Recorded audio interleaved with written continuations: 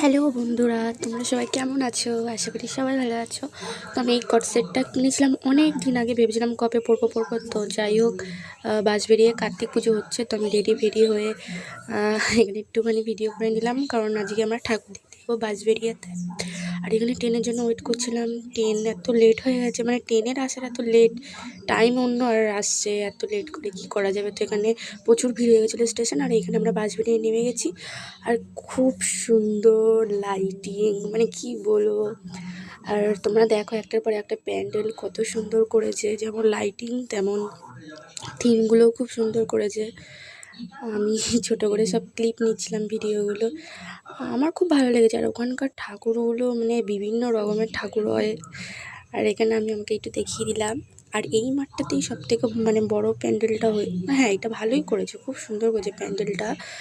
আর ঠাকুরটা দেখো তোমরা সবাই, কত সুন্দর শিব ঠাকুরটা, কি দারুণ লাগছে। আর এখানে আমরা মোমো খেতে বসে পড়েছি।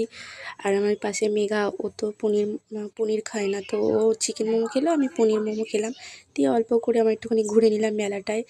খুব বড় মেলা হয়েছিল।